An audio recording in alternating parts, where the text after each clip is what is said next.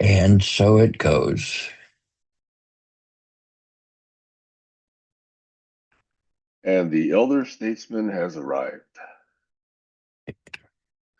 Elder, maybe, statesman, I'm not so sure. Hey, how's your week? Uh, I'm on a hemoglobin high this week, so that makes it good. Well, that means you're oxygen rich, yes? It actually does mean that, yes.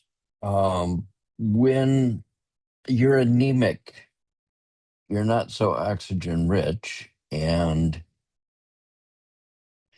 your life turns to shit. But when you're on a hemoglobin high, which for me is cyclic. It seems to go up and down, and so I'll get in the dumps, and then I come roaring out, and that's pretty amazing. Hello, Eric. Welcome, Eric. We are Yeah, just talking hi, about Jack how and Sam. Jack is having a high this morning. He's high on Okay. oxygen, Uh-huh. Yeah. which we So, take as a good thing. Okay. And I will have to say, unlike the past several Sundays, I believe I actually got more than 6 hours sleep last night. So I was here on time. good for you. Not humorous for those of you You who were a had to good wait. boy. Well, just this one time. But thank you. I can take that. I'll take that for now. Alrighty. And so, Eric, I was asking Jack how his week was. Yep. How was the rest of your week, Jack? Well, see, last Tuesday I was supposed to give my talk at West Point, but it got postponed until the 14th. That's no biggie, right? It's no biggie. It's interesting. Um, they just Sonny discovered that he needed base commander permission for the thing to have a foreign body come onto campus, even if by Zoom or Microsoft Teams. And so he said that they gave full permission. So this is censorship now in application.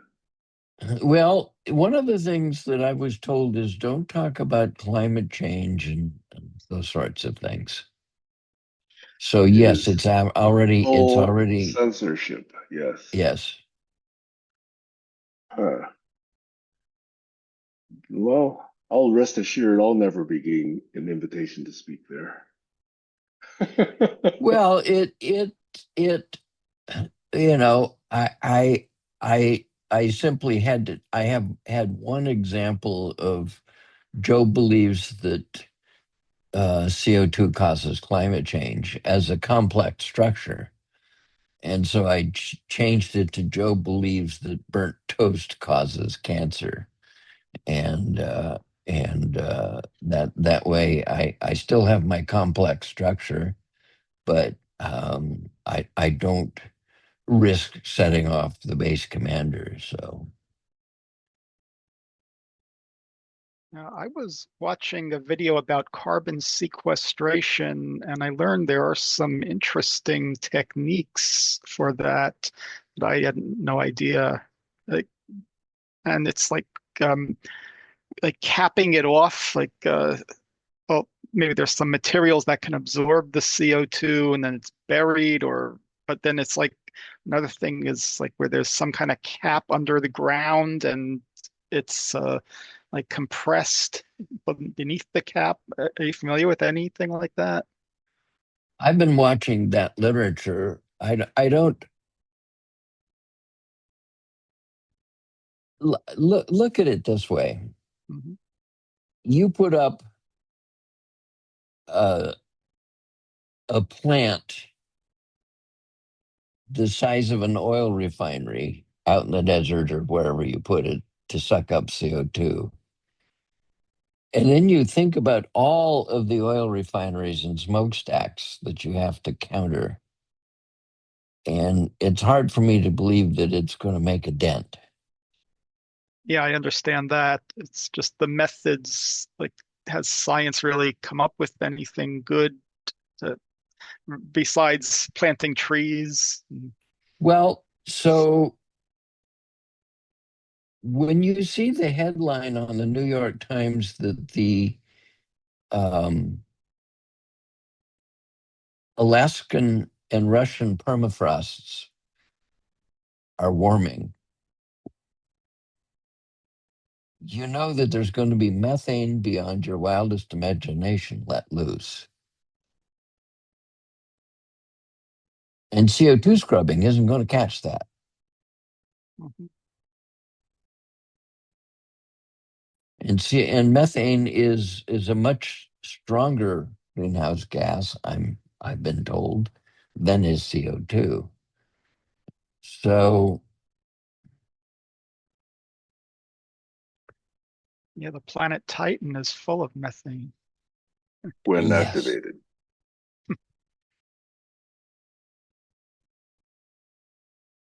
So I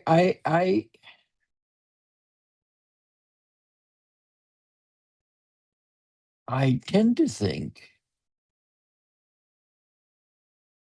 that we're gonna here's a sequence I see coming. We're gonna have an AI bust. Yeah. The bubble is gonna pop. Hmm. And the I mean, Amazon and Microsoft and others are laying off tens of thousands of people. Yep. And there just aren't that many high-tech jobs right now because anybody can just light up a GPT and code. Big fucking deal. So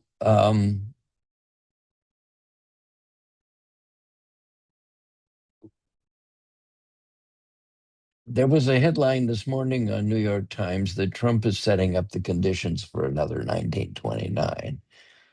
I don't know. I'm not betting on that one, but I am convinced that there's going to be an AI bust, and I am convinced that the midterms are going to take power away from Trump, and he's not going to go out nicely. Not going to like it. Sam So, has his own ideas on that. so one of the key questions there will be, and I asked this question I asked this question 14 years ago. When the military is ordered to fire upon the American citizens, what will the military do? That I think is a key question. And it's even worse today because all the people who had any remnant of sense or ethics or civic duty have been pushed out or resigned themselves before getting pushed out.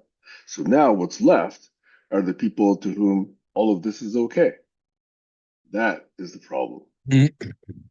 Well, I don't recall the Marines or the National Guard shooting anybody, but I do know that Uh, by the way, Jack, that has happened. A pastor was shot in the head, by and who? by one of those thugs. Um, I think it was ICE this time. Well, it's No, ICE. That's not military. well, ICE and no, it Border is his Patrol paramilitary. is That is his paramilitary. paramilitary. It is not any of the four branches of the military. It's paramilitary. Yes, I agree with that. Um, ICE and Border Patrol, those guys are thugs, but and they're big, fat, hefty thugs. I mean, it's not Out of like shape thugs, yes. out of shape thugs.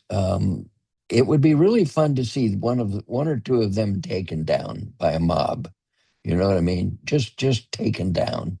But see, that's the problem. That's what they're trying to provoke. Because the minute the mob does that, Trump goes full on Nazi and just shuts down Yep, everything under we martial know law. that. That's We what he's know trying that. to do. Yes, it would be fun to see, but it won't be fun to see. Yeah.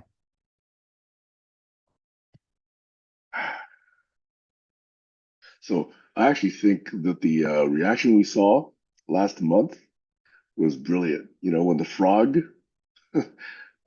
came up and started, addressing ICE in full frog outfit, and then it was joined by all the other frogs and the squirrels and the hippopotamuses or whatever they were. I thought that was brilliant. Portland was brilliant. We need more of that. And well, let me just show you something. I'll be right back. Watch Sam walk off in through the mountains. It looks like he was going into the sunset. I know. That's so amazing. And then he comes right back. My God. Did you see this? It's I blocking guess you out a bit. cannot. No, it's being Ah, blocked by darn. your Let me let, background. let me turn off the video effect. Let me turn it off. Where's the video effect? Yes, here we go. Backgrounds. Man, I'm slow with this. Okay, here we go. So you can see my messy house. But Yep. this, you know what this is? No. Nope. This is a parrot. This is a blow up parrot outfit. It didn't Oh, arrive for really? me soon enough to go, on October 18th, do any of those protests. But the next time it happens, there will be a parrot in the crowd. Do they have a stochastic parrot? We'll see. It might be a sarcastic power parrot. A bombastic parrot? A bombastic parrot, yes. Yes, that would be Um, bombastic. I've been um, trading in a stock called Joby, Joby, which it's down, and but um, it went really way down, and so I snapped up another bunch of shares, and on that, right after I bought them, it went up $1. So that dollar cost averaged away some of my losses. But what I'm betting on is that when the shutdown ends, the stock market's going to go gonzo again, one last burst. And so that will allow me to take my profits and get out, and not get back in until after the 1929 calamity shakes out. But I do think the AI bubble is going to hit. But where are you going to park your money? Are you going to park it in a bank? No, Are you going to? I just it, I actually had a lot of it in treasuries, but the treasuries are down now. Same thing. It's going to be the government. And it's a government, I mean, their credit rating has already been hit. I think it's no longer AAA, right? Or it's close to, if not already dropped. Well, And the so the the Fidelity money market pays a lot more than banks do.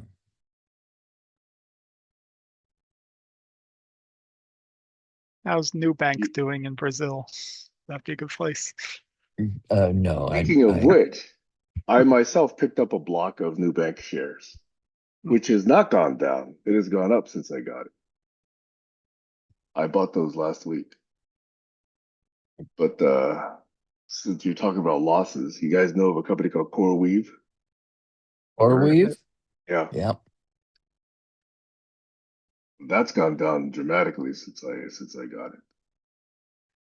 I got it at 130 and it's now down way, way far from that. So, But what do you think of Tesla paying Musk $1 trillion a year in compensation by way of stock options? okay, I'll use one word to describe that. It is obscene. Yeah, That's an that would be one. obscenity. That's And an and obscenity. and their stock took a dive when they voted it in. Um, the Swedish sovereign fund voted no, and I'm guessing they dumped their stock when after that happened. It is unconscionable. But it's a sign of the times. The oligarchs want their to pay. If there's any possible good thing that can come out of it, it is that that might be so extreme that we, I say hopefully, think that maybe a cap might be justified. 10, 15 years ago, the average CEO price versus the average employee price in companies was what? Somewhere around 100, 200? Pick a number, but it was less than 400. When Okay. I was a kid, it was a lot less than that. Yeah. And in Japan back then, it was like 10 or 20. Right. Okay. But you now look now, I mean, exclude that one data point that was extreme. Okay. But we're still up way over 700 now, according to the last numbers that I saw. Yeah. So going from 10 or 20 all the way up to 700 or more, that's another obscenity. That's why, Occupy was such a thing 10 years ago. And surprisingly, it's not as notable these days. People don't report on that. But that's why Occupy made its voice heard, was this class disparity.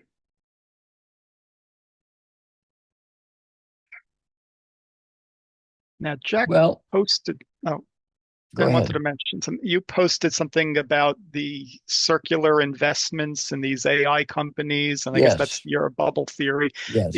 That same chart came up in my AI class. The professor showed, yeah, all that investing in each other. So yeah, it's got to go around and around the same money.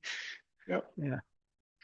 And by the way, those games of shuffling stock and pretending that it has value was how that obscenity bought Twitter. Mm. Those are false inflated valuations. And that's how he was able to say, okay, yeah, I'll give you $45 billion for Twitter. I just bleep and hate this capitalism game. That's just, Yeah, I mean, and watch. there's no semblance of reasonableness anymore. Well, the question is, I mean, I think it's a foregone conclusion that it's going to collapse. The Yeah, and question is when. a lot of people will get hurt. A lot of people will Yes. die. A lot of people are not going to get their drugs, their food, their support. I also think And go if ahead. this shutdown extends into the Thanksgiving holiday, affecting air travel, that's probably an immediate Yeah, impact. I'm Yeah, not going because to fly. no, I'm not I going to mean, fly. yeah, and the Black Friday expectations, that's probably going to get reset Well, because when the government just stops spending money. Yeah, boycott coming up, right? For Black Friday. I didn't hear I about that. didn't What's hear the? that one. I'll send you guys one of these memes. Obviously, it's just, opt in, but if we can send the message that, hey, we can make an impact, clearly people are saying Black Friday, don't spend at these big companies. Amazon, of course, being the big one. when the last time there was a boycott on who was it? Uh, they switched. Who was it? Remember when Trump came out and said, you guys have to abandon all your DEI hiring policies and employment practices? And a number of companies said, no, we're not going to do that. And a number of companies caved. And for some of the companies that caved, there was a boycott. And those companies actually then reinstituted weekly, spinelessly, um, their DEI practice. Okay, there was a company that actually had suffered a 4% loss, 3 to 4% loss in valuation the very day that they caved to the Trump administration. Which was it? Was it Disney? Yeah, I think it might have been Disney. Was there a beer company? I think there was another beer company that did that. Yeah. And Jack and Eric, for the record, my respect for Harvard dropped double digits minimum when they caved in to Trump. And a number of other universities did not. I could have this wrong, but I guess notably, locally to me, the University of Washington, I think, did not cave to Trump. I don't think Stanford caved to Trump. Cornell just did, but Cornell did? Yes. You look at those yes. Ivy League places back east. You know what they're teaching. They're teaching old school, patriarchy, fascism, capitalism, conservative values. And so you kind of get it out of that mind bleep in order for people to actually, say, hey, there's other better values to uphold. I Let's wonder if think they're about even teaching the Constitution. Sorry. where did their money come from? Where did their endowment come from? So here's a thought. It's emerging that China needs us as much as we need them. And possibly they need us more than they need Russia.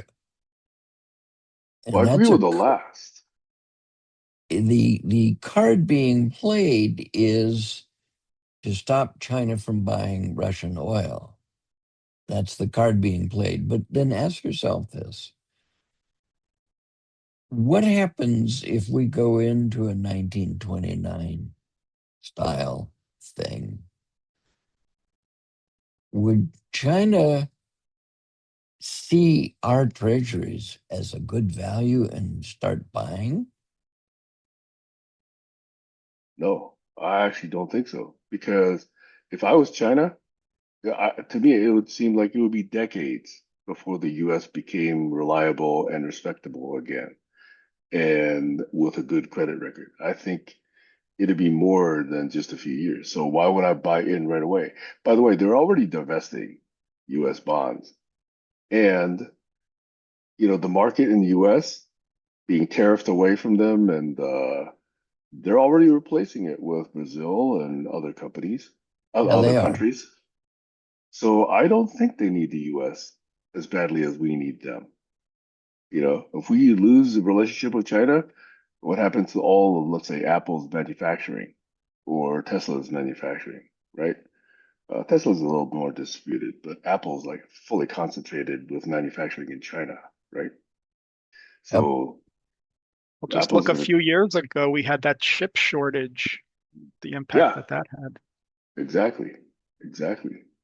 So I think China does not need the US as badly as the US needs China because we shipped away all of our core supply um, chain capabilities having to do with production.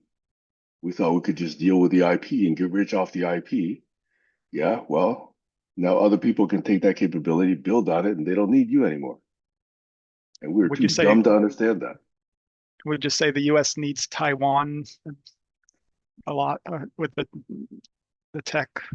Absolutely, because Taiwan could still sell to the rest of the world. In fact, Taiwan would sell more to China if the US market went away. It's only the US preventing TSM from selling, more to China. And China's already, by the way, building their own replacement for Taiwan Semiconductor. Well, but Taiwan Semiconductor apparently has technology that nobody else has. Yeah, but that's only a temporary issue. That part's true. And China has been very good at building up core technology. They can catch up very fast. Not They the least are. of which is they have good spies. They have good hackers. Speaking of which, did you see that the three astronauts that went up to the Chinese space station got stranded because some space junk hit their their return vehicle? Ooh, Uh, And they've appealed to U.S. astronauts to see if they can get some help. well, that's the thing that should be happening more and more. Yes, exactly. I mean, we had some supplies sent up to the ISS back when we couldn't supply the ISS, and foreign rockets were able to do that, notably Russian. we had that defective return vehicle parked at the ISS. Yeah, So who's gonna send it up? we'll have to dust off one of the ones in the storage room. Or Musk is going to take one of his, 3 flights per Mhm. week and have to put something else on top of it.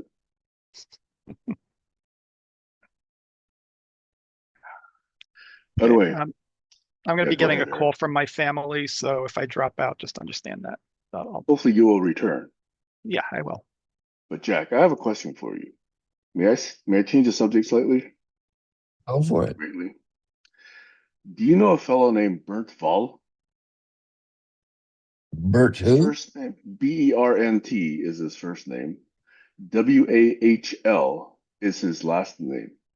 Ah, so that rings a bell, but I can't put a face on it.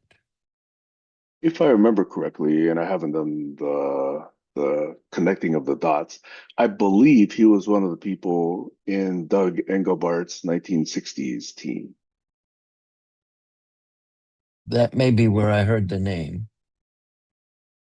which led me to believe that, he's a person I should listen to. But this past week, I posted a thing on Facebook having to do with AOC. You know AOC? I'm a strong supporter of her. Alexandria Ocasio-Cortez. Yes, I know AOC. Okay. So it listed a number of her notable achievements, doing well in the Intel Science Fair, getting scholarships to go to college, being a representative in Congress at the youngest age anybody's ever been elected to college, et cetera, et cetera. And Bert Wall seemingly, took offense at that and said, well, I've got 7 more degrees than her and 32 higher IQ points than her. Just showed up as a comment on my post. Why is that? Does he take offense to that? Well, more to the point, and let me tell you what else he did. A couple other people posted something that were not necessarily supportive of AOC. So I said in a comment of my own, men attacking women who have, made achievements, or some words to that effect. I don't know exactly which words I used, but I said men who put down or attack women who accomplished good things, they're part of the problem. And I'll find my exact quote later on. Oh, but that's a good one. So after a couple of exchanges, he said something like, I don't want to have a lobotomy to talk to AOC. He's still riding his, I'm smarter card. And when I made my post, he also said, I don't want to have a lobotomy to talk to you either, addressing me. Mm. So I have to admit, I did get a little bit sarcastic there. And I said something like, well, Bert, please do find a good reason to get a lobotomy. Because I really was surprised at how somebody associated with evidently self-proclaimed good schools, good degrees, high intelligence, self-acclaimed, would take offense at a meme that supported the accomplishments of a young, promising young woman. So that's why I wanted to ask you, do you know this Bert Ball? Well, I obviously don't know him. Um, he may have showed up at the Engelbart wake uh, in the foothills of What side? Woodside. Well, it wasn't really Woodside. It was close. Um, it was at a $2 million mansion that was vacant and was allowed. The caretaker allowed us to take over it and Right. do the do the wake, and we had to be bussed Jennifer, up there. yeah, I forget what her name was. Her first name was Jennifer, right? Yes, you're right. Yeah, right.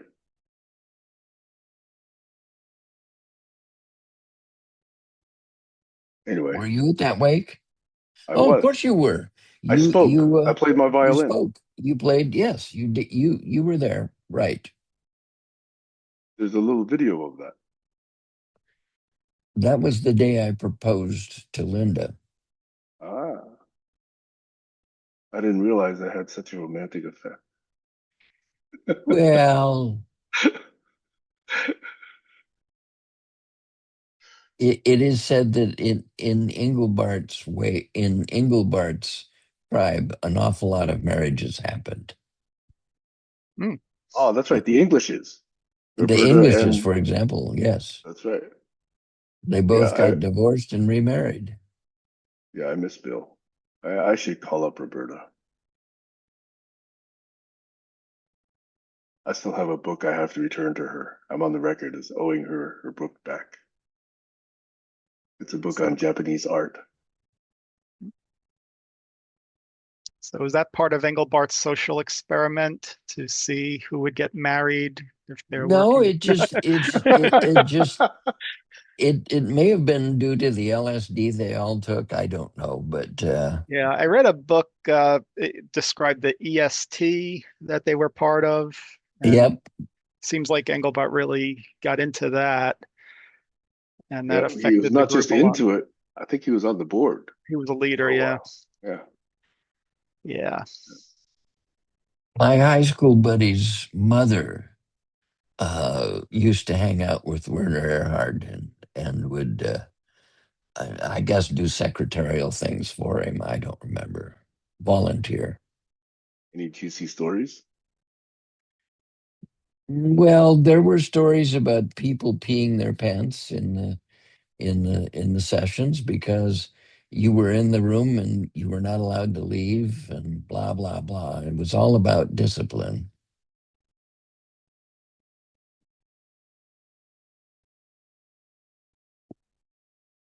But then there's the story of Bucky Fuller going to one of the sessions and getting up on the table. I guess he was 85 or 86 and dancing a jig.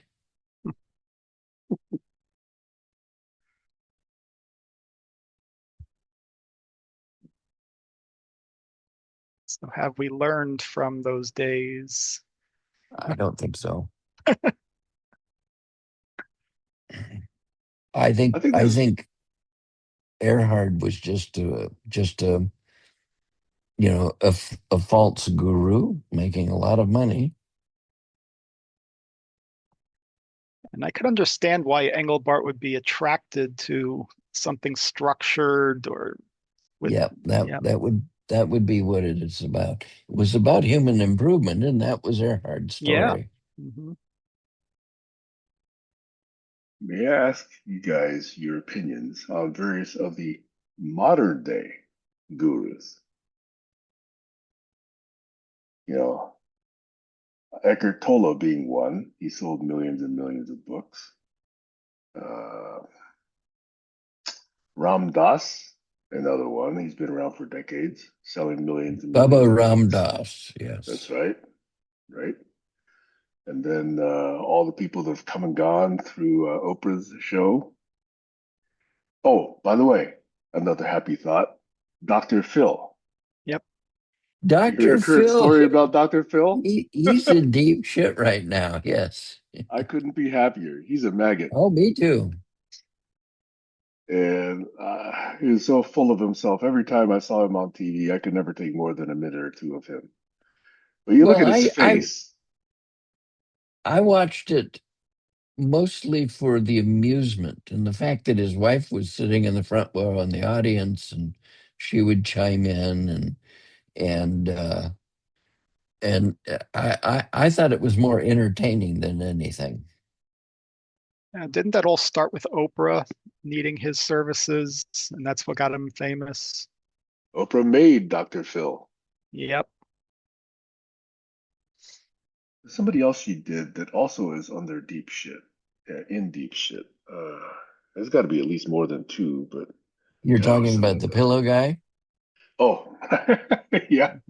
Uh, man, talk about a guy who's just full of it.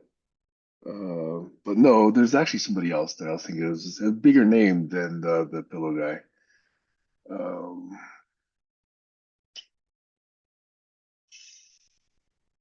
You see what I'm this, concerned about it. These things could be recycled over and over.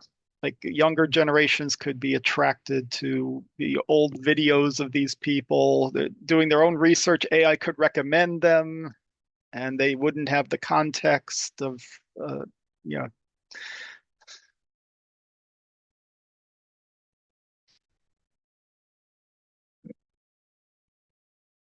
although some of the older gurus don't seem to have been attacked quite so much.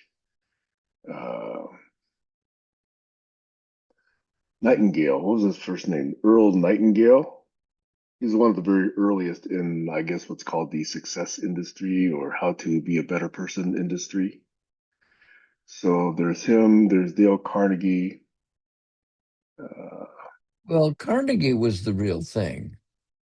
yeah, he actually created lots of libraries, over 3,000 libraries, reputedly, right? Yeah, From his yeah, riches, which yes. is arguably a social benefit. I don't think anybody would argue with that except the maggot. What about Edgar Casey, the psychic, right? People have not been trashing him so much, even though he's a psychic. As far as I know, his name is not Mud. Oh, speaking of which, Nostradamus, mhm. another one. Although freedom of interpretation, I think, is at play there. But a lot of people think he called a number of items, Yeah, events. everybody thinks he called a number of items, but I if you go, Yeah, then the scholars say if you go back and read the text, where is it? Show me. yeah, exactly right. Or it could say something like, in the year of our Lord, 2,000 years after the birth of Christ, someone famous will come from the East. Okay, all right, let's see. Now what Oh, if you yeah. yeah. Now what if you trained AIs only on guru writings? What would you That would be fun. We should do that. That would be a fun thing to try. yeah, it's fun if you because you know the background, but someone unfamiliar and getting playing with an AI, and then the AI reinforces their beliefs. Although, how about this? Thank you for this thought. What if we did it scientifically? Let's take the gurus, all 20, 30, 40, 50, however many we could find of them, and see which one of them actually predict in a loosely, flexibly interpreted way things that might actually converge. Okay. Which ones of them actually would conflict with each other, right? That would be an interesting study. You can use the debate function in That's right. Notebook LM. Put them up against astrology, against Indian Kali Yuga, against Peruvian calendars, against all the other things that we can try and find. Stonehenge predictions, Nostradamus's predictions. Well, Uh, Stonehenge was about predicting a solstice. yes, Yeah. but if you need that, all you need is two rocks. There's way more than just two rocks there, right? So there's something else going on there. Yeah. But the whole thing about AI training is why did we train it on the internet? Like who's doing data quality before the training? How do we know what went into each of these AIs? That is a In extremely the good question. beginning, that was the issue. But you look at, for example, the Allen AI Institute has trained uh, a scientific LLM on truly clean data. Right, and that's what we had in the olden days, like with the medical diagnostic expert systems. But now you don't know what you got. Well, even 30 years ago, we could ask the very same questions about, okay, so what's going into Alta Vista? What's going into Yahoo? What's going into early days of Google? What's going into that? And people understood that, right? Here's an article, here's an article. This could be truth, this could be fake. They're going to hit on the same search word, okay? So it was kind of up to the individual to say, okay, what's going to happen? But then Google kind of ranked them according to I guess some kind of usage. Now we got to figure out the same equivalent or parallel with But we AI. really can't figure it out because it's embeddings and hyper multi-dimensional spaces with tens of thousands of dimensions. But we still have to do it, and you can still Well, do it sense at making. at least as that's right. That's why it's called sense making. But you got to be able to do it at least as well as humans do it, right? Humans grew up with all kinds of biases. Okay, you Mhm, call those embeddings. In fact, that's a very good way. That's a very good parallel to that. mhm. Okay, so we grew up with all kinds of embeddings. Okay, but you can still just before the exit, just before the words come out of the mouth, you can still put a little guardrail there saying, is it true? Is it beneficial? Is it, what were all those smart or Is it other aspects of it? manipulation? Yeah, can you detect the There manipulation you go. or There the you go. There you human? go. There you go. What Yeah, is the so source? Have you verified the source? Is it trustworthy? Have other people called it into question? okay, So you can so actually still put those guardrails in. yeah, so one of my teachers has a consulting where train they got a list of all the different rhetorical devices and used that as a knowledge base for evaluating transcripts, like a year of Joe Rogan transcripts against all the rhetorical devices, and is able to see yeah, statistics of how rhetoric is used to tell a story, not really deliver facts. Mhm. Hmm. Yeah, I'm gonna go get coffee, but I'll still be Hmm. on, and the Yep. Bluetooth is actually pretty good, Oh, good. Okay. so I'm still here. I am When going downstairs.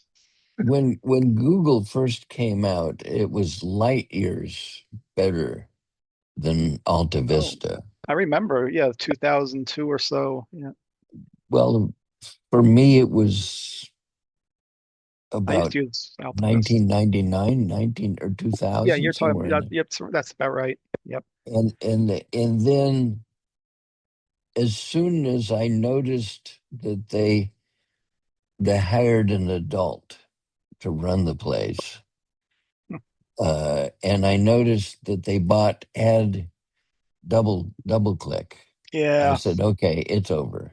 Hmm. This game will end. And sure enough, it did. Yep. And by the It way, was. Jack, do you know what disappeared along with your trust in them? With what? Along with the disappearance of your trust in Google, it was either that time or soon thereafter that they lost the part of the core values, which was do no evil. All that Do that no was evil. core No, to them.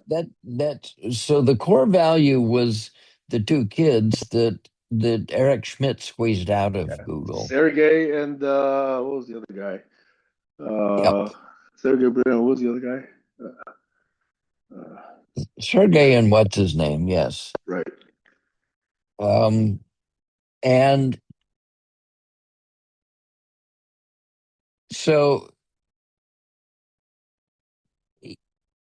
it, as soon as they started letting PageRank get modified according to needs of advertisers, and as soon as something called SEO came in, I mean, I can remember uh, going to a web page that was nothing but hyperlinks, and that just fucks up PageRank. Yeah, that's how they're valuing your relevance. Right.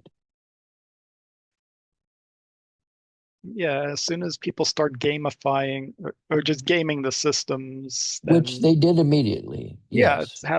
it happened back in the days when you use the phone book, higher letters closer to the beginning of the alphabet, and punctuation, and to get around searching. Yeah. Yep. However, PageRank,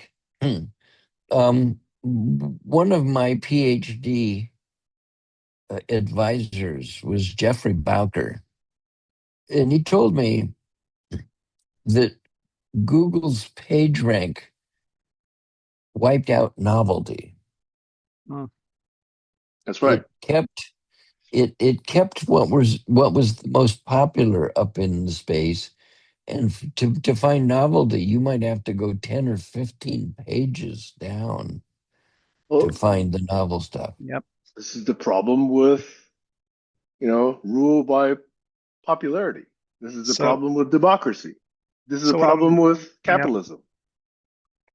So what I'm finding helps is if I do the deep research with the AI, because it will do the digging, and it found like some relevant documents that uh, going back in the 80s or whatever for me.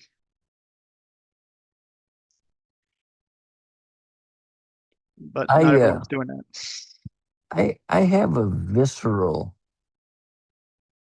negative reaction to what you just said, Eric.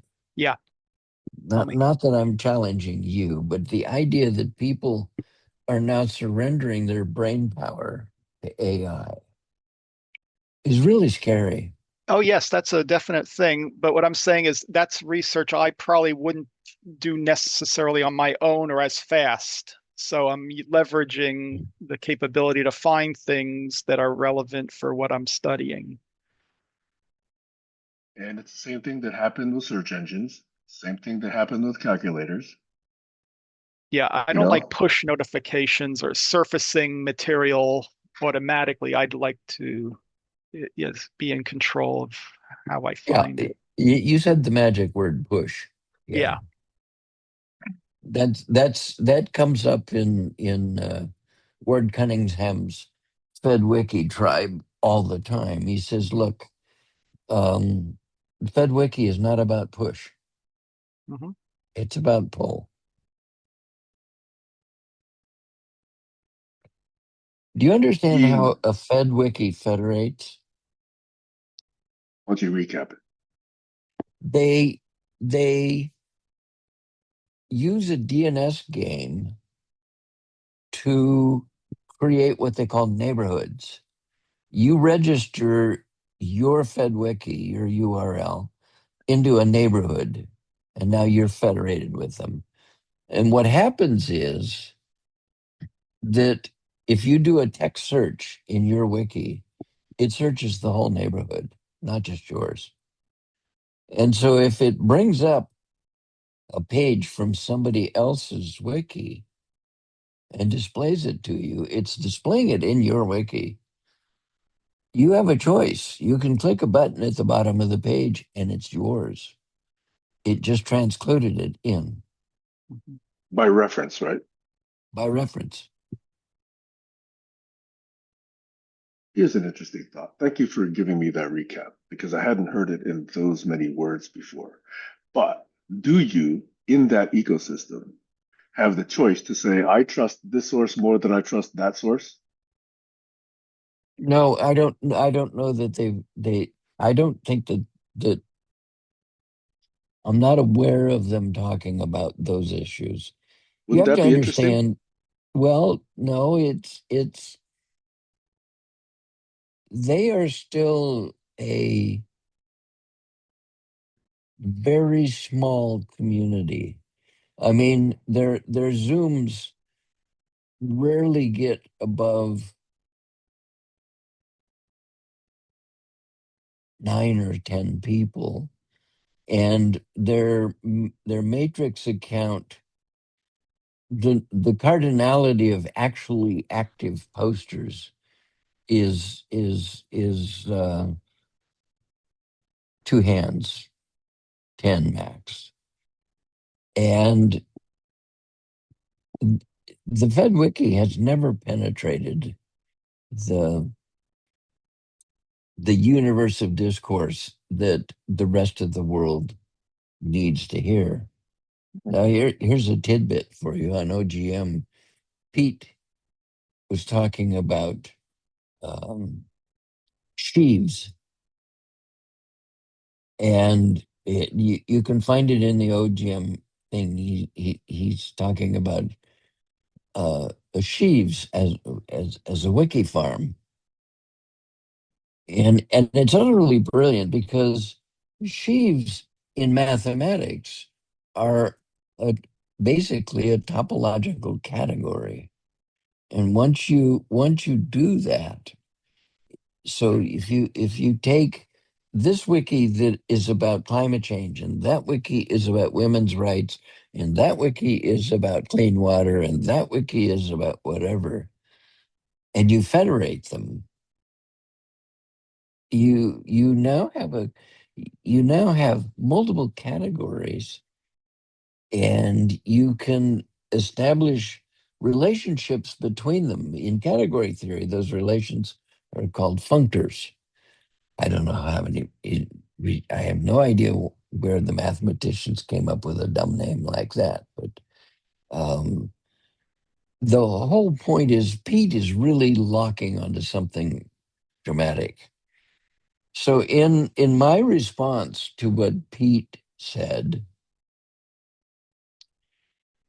I got I said, this is brilliant, and I gave the link to the Wikipedia thing on sheaves, and said that this is true. That I said Pete is right up there in the creativity space of Ward Cunningham and Charles Moore and many others. And then I said, but I have this thought. The FedWiki is sort of already doing this.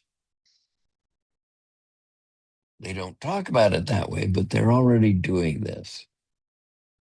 And so I made a suggestion that Pete might try installing a FedWiki rather than using his own homegrown wikis. And so I got this really nasty letter from direct mail from Stephen Kreutzer, the German who's basically an asshole in OGM.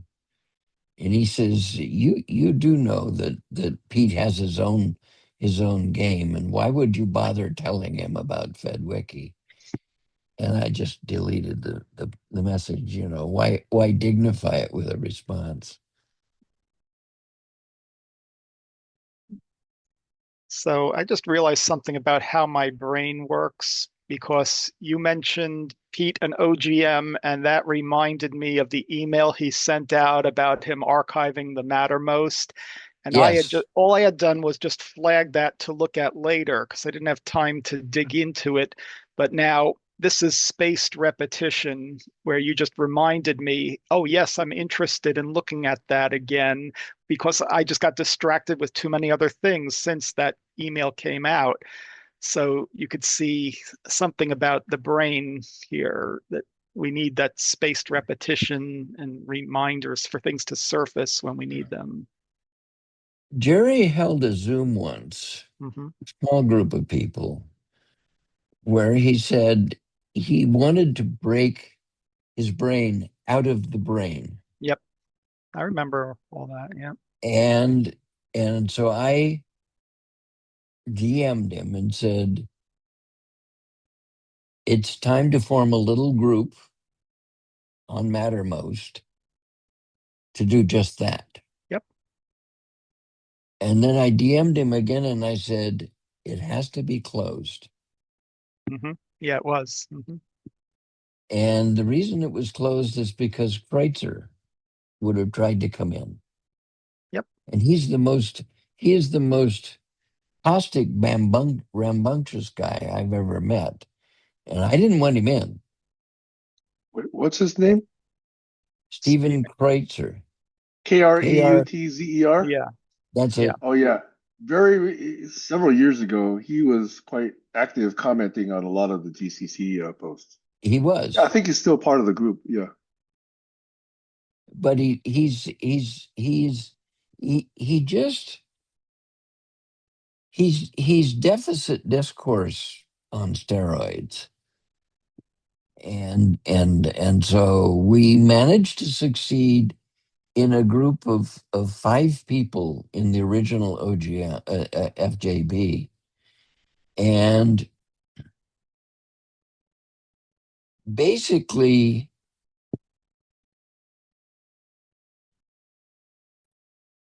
I think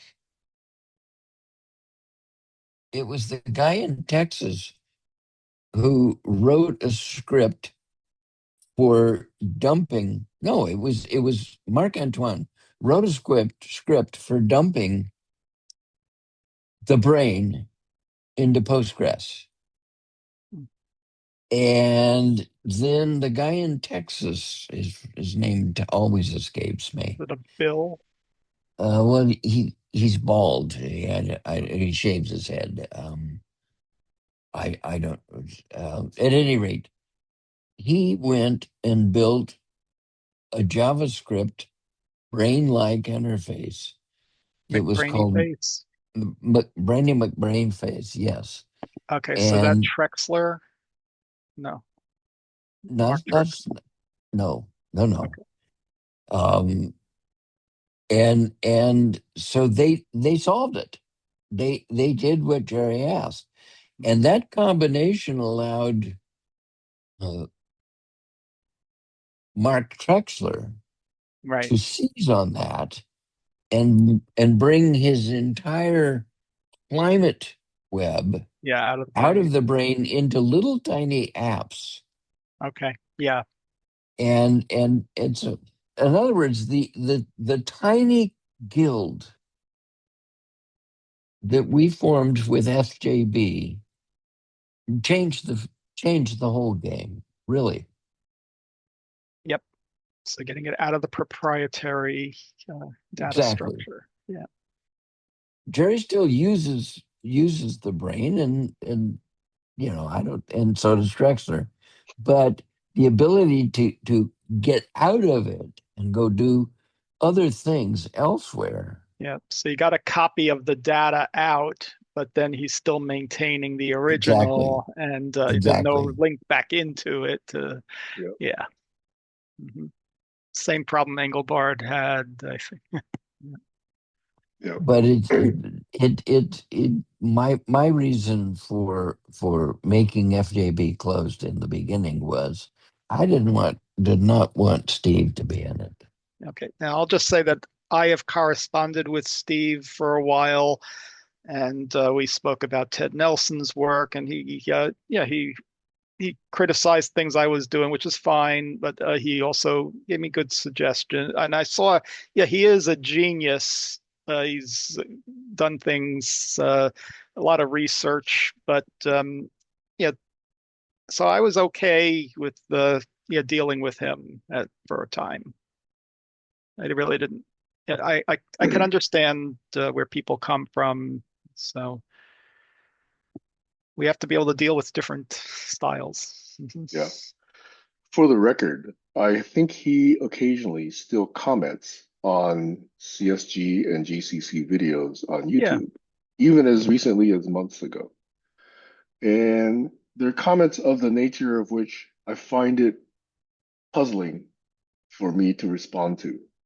yeah, you have to he's covering a lot of different points, and you Yes. can't really just reply to one little thing, or it's too Yeah. much. Yeah, Right. Right.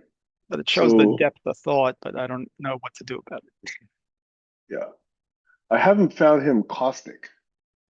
I have found Well, him I did. slightly disruptive. I found him both caustic and disruptive, and so I just fundamentally shut him out. Okay.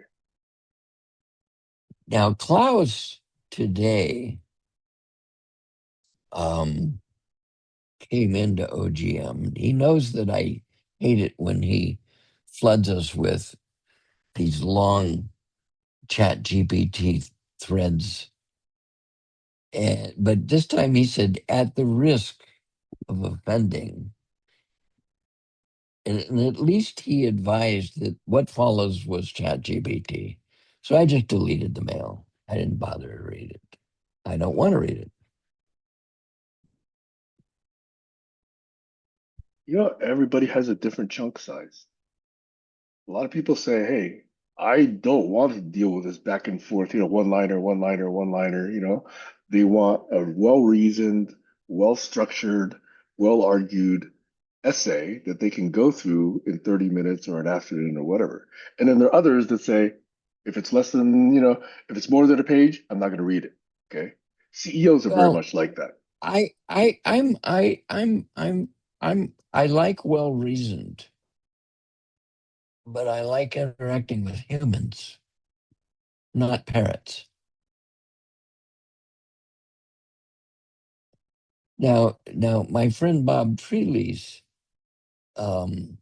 just sent me a zip file. He's been using Claude 3 code. I'm sorry, not Claude 3 code. When, Gwen 3 code um, to basically explore the whole space of neurosymbolic.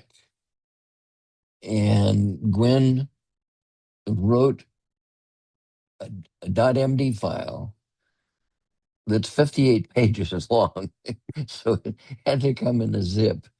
But it includes blocks of code you can copy and paste out, and put them in VS Code and run them. you I think it's And Quen, by the way. it's Gwen, yes. Q. And he's been he's been doing a lot of work with GPT OSS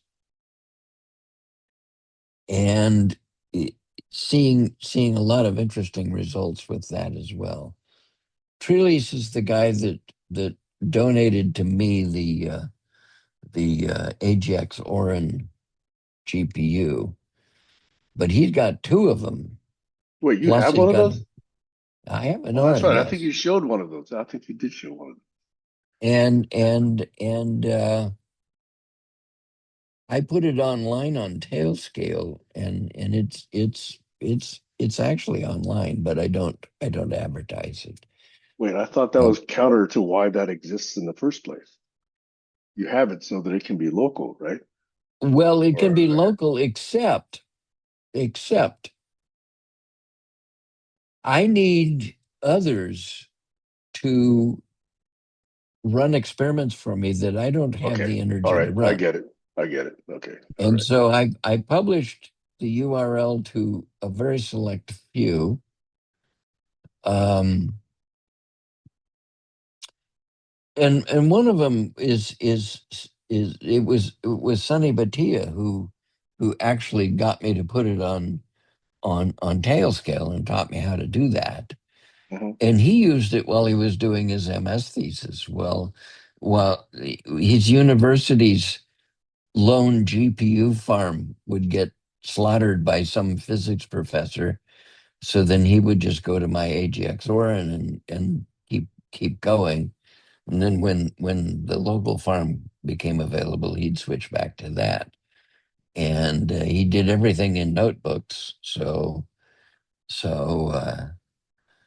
and he's the guy that keeps it up to date. He does all the software updates, and he made uh, Alama a service. So there's a URL where you can go to Alama and directly just call it from any Python script you're doing locally, Hmm. which which to me is as cool as it gets because it's like I've got a 64 gig GPU on my Mac.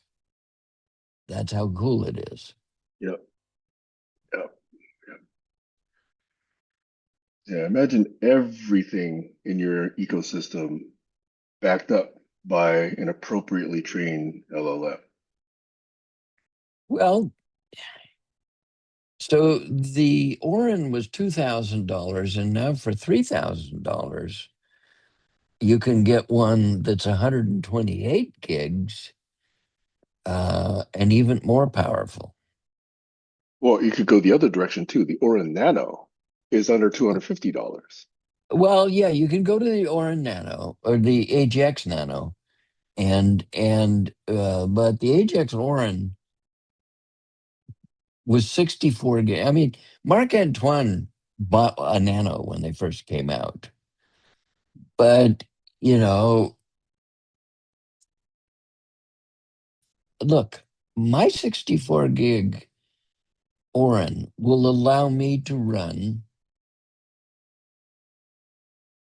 in parallel three or four different harvesting tasks at the same time, as long as they don't exceed the 64 gigs. So that means that you start with you use basically a 3 billion byte, a 3 billion Parameter uh, parameter GPU or LLM, model. and now you can do what I'm doing is text reading. That's all I care about at the moment. The day is coming when I will use it also as a chat interface, a tell ask interface Hmm. to the neurosymbolic probabilistic backside. And that's Yep. what I'm talking to West Point about. So if I may give you my own personal impression, I have really been using and leveraging Perplexity quite a bit. And I'm finding that I no longer go to Google search or any other search engine. However, when Google announced that, hey, Gemini is now available, I tried Gemini and I would actually run the same prompt on both those engines. More often than not, Gemini would come up with some completely irrelevant response to what I was asking it. Whereas Perplexity has only done that maybe two or three times out of the thousands of times that I've actually prompted it. It really understands what I'm really trying to ask it. So I'm kind of impressed with Perplexity. Although on certain topics having to do with political memes and politics, it takes a very, very reserved view. And so it tries to be nonpartisan in its response. So I don't like that about Perplexity. But I was surprised how disappointed I was in Gemini. You know, I even paid for it. I paid upfront for a year for Gemini because it was reputedly so good, and I tried it for a day and it did well. So, but now I wish I got my money back. Well, and Siri is now using Gemini, so you're going to be fucked. Have you tried Yeah. Gemini? Have you guys found the same reaction out of Gemini? No, well, I do not go to any of those services. But do admit that when I go to Google and Gemini gives me its summary of whatever I've got, I scan it. I believe it could probably do well in that scenario. It's got the content right there. Why wouldn't it do well? That's what it was That's the supposed whole to do, point. That you know? that's what it does. I'm using Gemini in my Python class for coding tasks because it's built into Colab, which is their Uh-huh. notebooks. Yes, if you use Colab, you're using Gemini. Right. Hmm. Although, let me also go on the record and saying I had one interaction with Gemini, which was extremely good. And that is, I had a Bluetooth problem with my Linux, which was running Arch, which was running Garuda, which was running Hyperland, and which was running Bluetooth Manager. And I was having problems with this device and that device and the other device over there. So it actually ran me through layers and layers of hypotheses.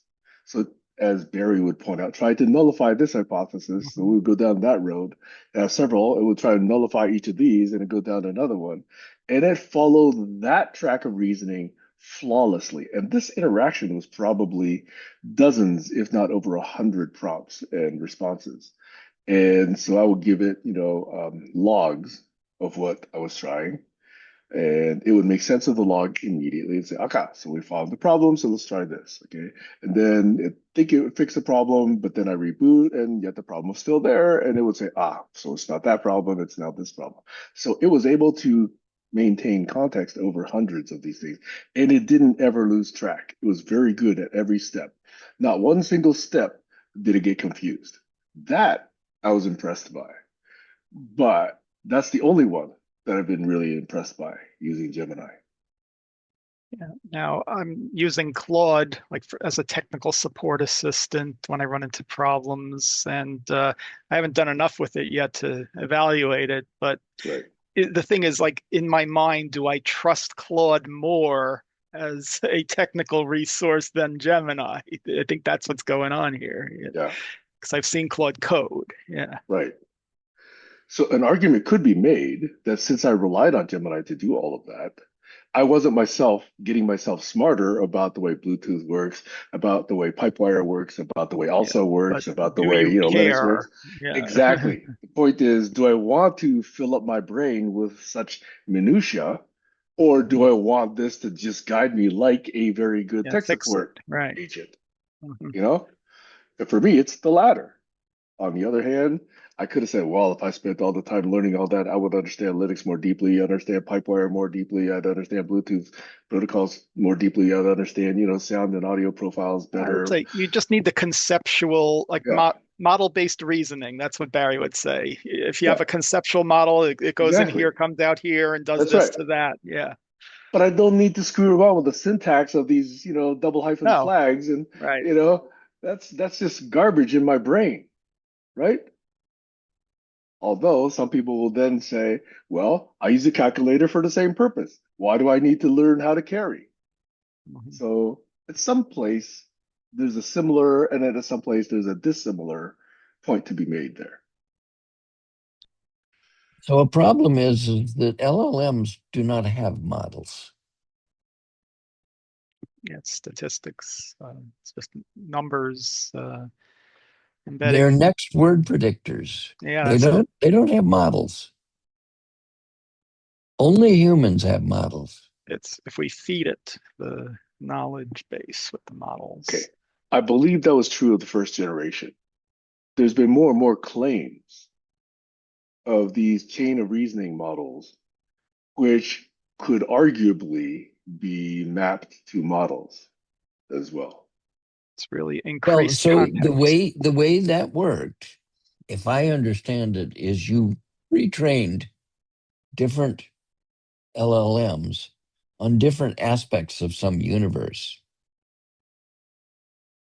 And so they had the right word predictors. So they gave the appearance that they actually were firing models. I just Okay. don't buy that they're firing models. So let me ask you the following. If that Gemini was able to interact with me across dozens, if not over 100 prompts, and specifically recommend exactly what to try, and it could make proper conclusions about what was the device at fault or what was the signal at fault, to me, if I was getting that interaction from a human would I care? Yeah, you look,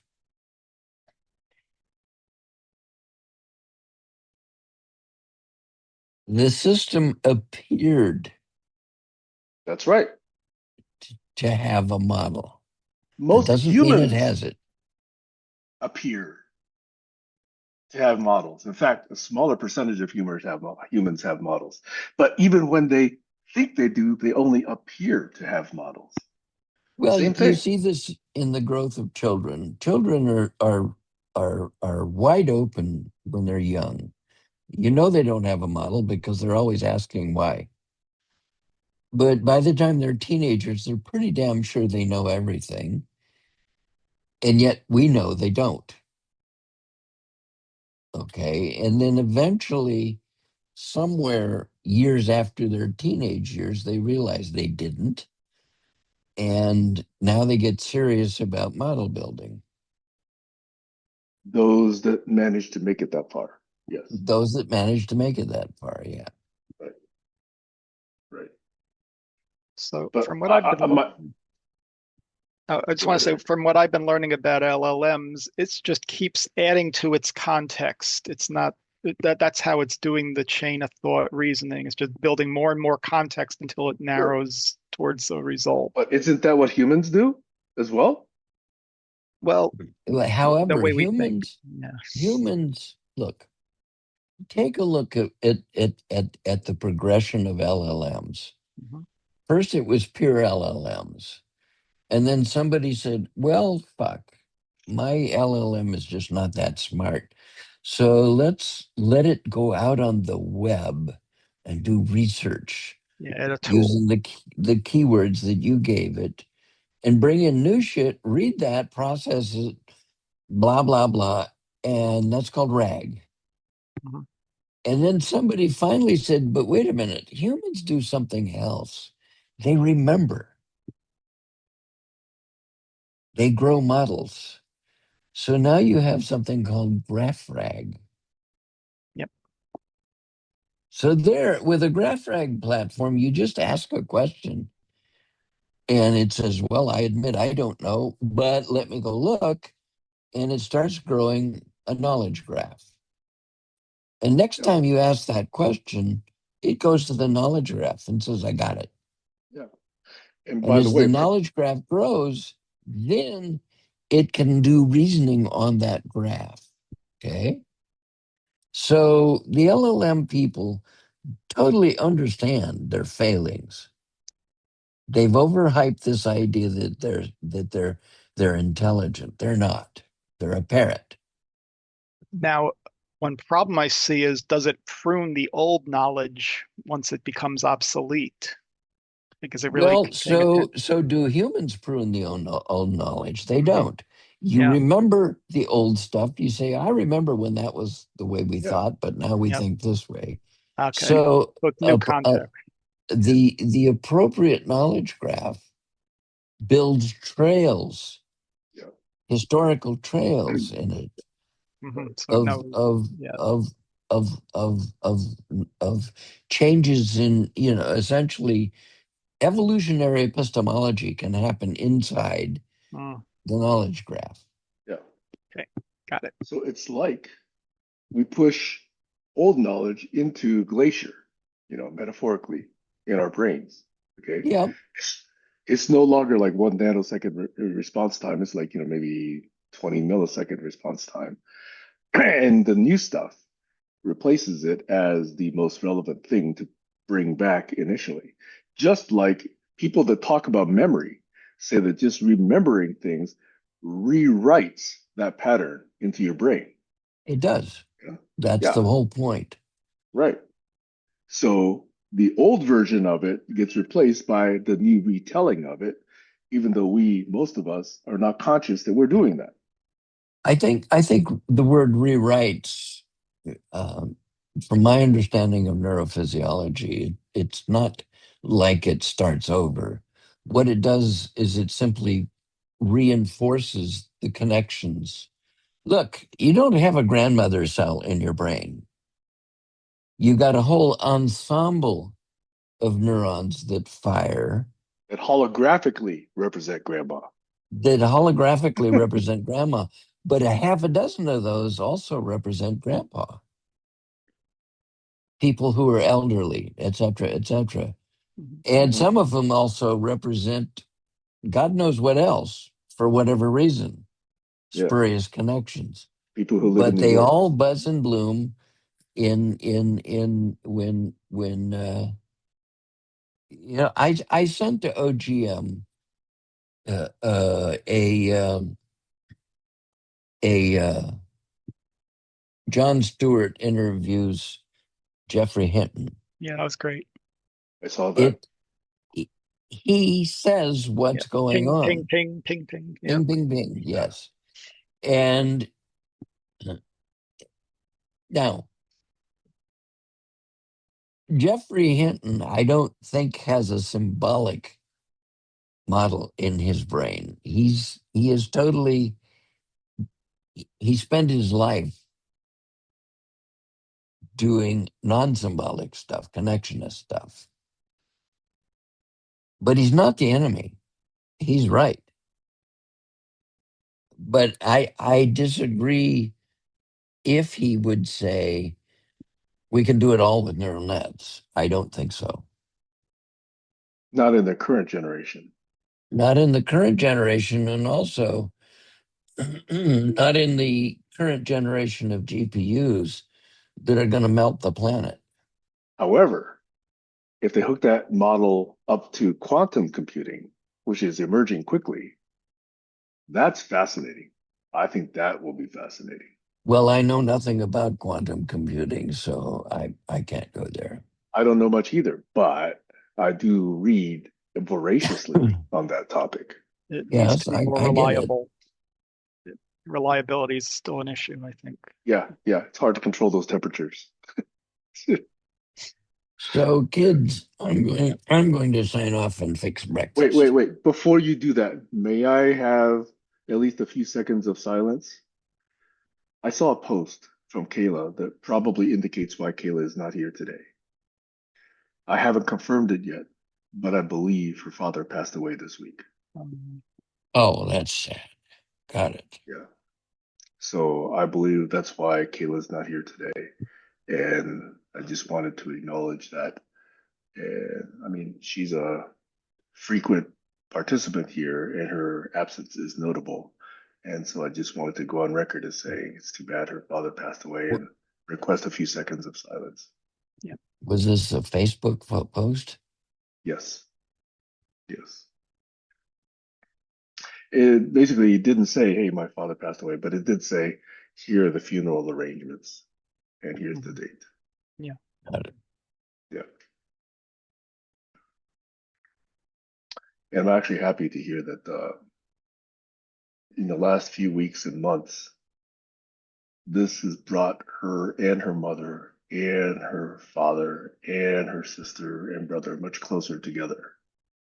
So it's, but then they've always known her father's been suffering for quite a while. So I think it's something they did expect.